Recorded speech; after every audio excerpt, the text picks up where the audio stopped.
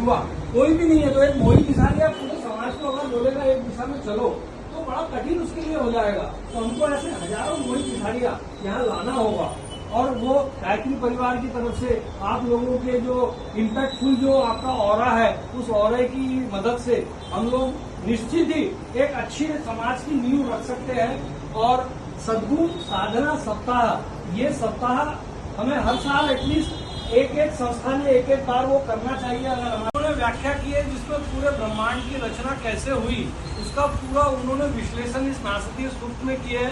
तो विज्ञान का एक उच्चतम स्तर का ये ग्रंथ है जो कि नासा, इसरो और बाकी जितने भी वैज्ञानिक संस्थान हैं वो लोग इसका उपयोग करते हैं और इससे मार्गदर्शन लेते हैं।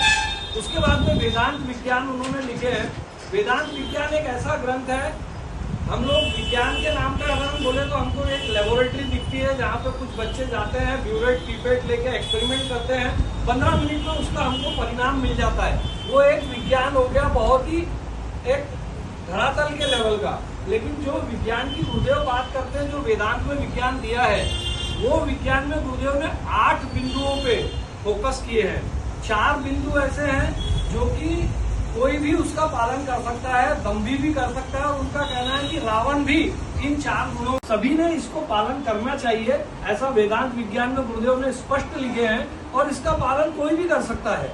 लेकिन जो बचे हुए 4 गुण हैं जिसमें कि सत्य है, क्षमा है, दया है और निर्लोभ है, ये 4 गुणों को जिसने एक्सपेरिमेंट करके अपने जीवन में उतार लिया तो उसके लिए समय भी लगता है, लेकिन ऐसा करने वाला व्यक्ति महात्माओं की श्रेणी में पहुंचता है, ऐसा गुरुदेव का स्पष्ट मत है। और ये पूरे शास्त्रों के निचोड़ से उन्होंने ये ग्रंथ लिखे हैं। उसके बाद में ये सार्वभौम सनातन सिद्धांत ग्रंथ है।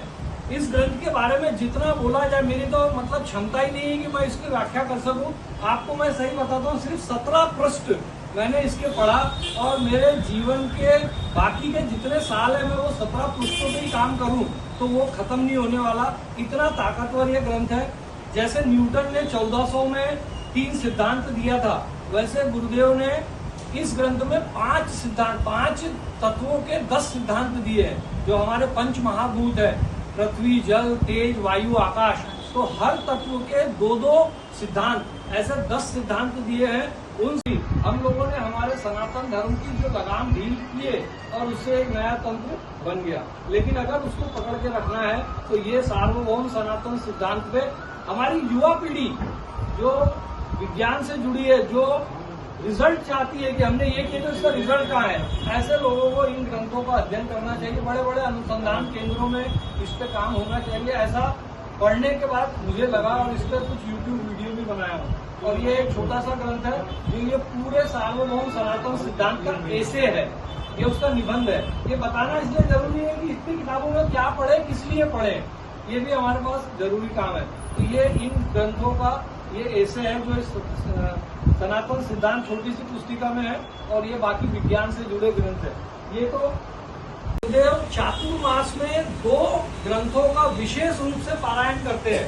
पिछले कई सालों से, मेरे ख्याल से 20-22 साल हो गए। उनको ये प्रश्न बार बार पूछा गया कि इतने हजारों ग्रंथ है तो क्या पढ़े। हाँ, उन्होंने बोले 2 ही ग्रंथ पढ़ो, एक ज्ञानेश्वरी और बोले कि ये संसार में बोले स्मार्ट सिटीज बन रही है लेकिन आदमी स्मार्ट नहीं है। तो अगर दोनों लौकिक और पारलौकिक दोनों में स्मार्ट बनना है तो दास बोध पढ़ेंगे। ये 2 ग्रंथ उन्होंने 2 ही ग्रंथ बताए। वो हमको पढ़ने के लिए बताया जो हम अध्यात्म मार्ग के अभी शुरुआती पथिक है, लेकिन जो उच्च स्तर पे पहुंच गए हैं उन लोगों के लिए गुरुदेव स्वयं 2 ग्रंथों का पारायण करते हैं। जिसमें एक है ब्रह्मसूत्र शंकर भाष्य वाचस्पति टीका के साथ में है, वो भी यहाँ पे उपलब्ध है। और दूसरा है बृहदारण्यक उपनिषद। तो ये 2 ग्रंथ गुरुदेव हर चातुर्मास में पूरी में वो उसका पारायण करते हैं। और कई सालों से चल रहा है वो ग्रंथ, आधा भी नहीं हुआ है क्योंकि उनको 4 महीने मिलते होंगे उसमें वो एक आ सके। तो उस प्रोसेस को बाहर लाने के लिए भी गुरुदेव ने एक 6 सूत्रीय कार्यक्रम दिए हैं कि जो ऐसा ज्ञान जो अब तक संसार में देखा ही नहीं है, उस ज्ञान को संसार तक पहुंचाना है। तो कैसे पहुंचाएंगे? आज से 1000 साल पहले वेद विज्ञान मान लो उतना पुष्ट नहीं रहा होगा। 10,000 साल पहले तो किसी ऋषि ने वेद लिखा, किसी ने फिर उपनिषद किया, फिर भाष्य लिखा, फिर सारी शिक्षाएं आई।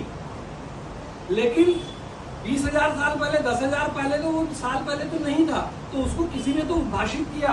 तो वो उद्भाषित करने की विधा क्या है, वो विधा मेथोडोलॉजी क्या है, जिसको हम एपिस्टेमोलॉजी बोलते हैं इंग्लिश में, और जो फिलॉसफी का one of the very important pillar है। मेटाफिजिक्स, एपिस्टेमोलॉजी और एस्थेटिक्स और लॉजिक, ये 4 पिलर पे पूरा दर्शन खड़ा हुआ है, जिसका एपिस्टेमोलॉजी पार्ट गुरुदेव ने इतना स्पष्ट किए हैं, जिसके 6 पॉइंट अगर आपने देख लिए तो आपको लगेगा कि आपने अपना अब तक का जीवन शायद व्यर्थ ही कर दिए।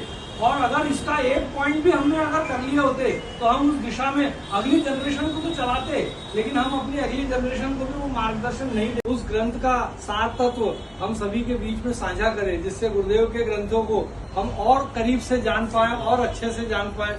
तो मैं कुछ ग्रंथ, मैंने आज सुबह ही लिस्ट बनाया था कि कौन सा ग्रंथ किसको दूं, क्योंकि वो उनकी रुचि और उनके विषय के हिसाब से था।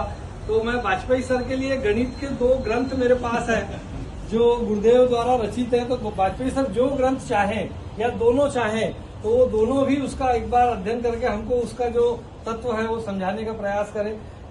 संयुक्ता मैडम को मैं ये अक्षरामना है मालिका, ये सुबह से सोचा था कि आप मतलब साहित्य में रुचि रखते हैं, तो इसको अगर आप पढ़ेंगे तो निश्चित ही आपको गुरुदेव के साहित्य के विषय में अच्छी जानकारी मिलेगी। उसके बाद में शशि जी भी आए, उनके लिए भी एक शिवलोचन ताऊ जी के लिए ज्योतिष दर्शन एक ग्रंथ है गुरुदेव का लिखा हुआ। क्या बात है। तो वो ज्योतिष के विषय में हम आपको थोड़ा सा कि ज्योतिष कहाँ तक गुरुदेव ने हम तक पहुंचाने का प्रयास किया और हम उसको कैसा ले जा रहे हैं। मनोज भैया के लिए एक बहुत अच्छा ग्रंथ हमारे पास में था, संघय शक्ति कलो युगे। फोटो लेना मनोज भैया की, क्योंकि अपने को मनोज भैया से संघय शक्ति का पूरा सूत्र समझना है और हमें सहयोग करें। पहले उस विषय को समझे और फिर उस विषय में जितना आपका सहयोग हो सके आप करें। हमारे बीच में दिल्हारे सर मौजूद है। मैं चाहूंगा कि आदि शंकराचार्य जी के जो जन्म काल से संबंधित जो तिथियों में थोड़ा सा कंफ्यूजन है, उसका पूरा का पूरा सार इस ग्रंथ में है। वो पढ़ के इस विषय को थोड़ा गंभीरता को समझे और लोगों तक पहुंचाए। हमारे बीच में आज एक बहुत ही विशिष्ट कॉलेज के डॉक्टर खुरपुड़े सर आप सभी के सामने है। तो डॉक्टर खुरपुड़े सर मैकेनिकल में पीएचडी है और कॉलेज के प्रिंसिपल सर के सबसे मतलब भरोसेमंद सैनिक है। प्रिंसिपल सर को अगर कोई ऐसा काम है कि जो कोई नहीं कर सकता तो किसको देना है, तो खुरपुड़ा सर को दे दो।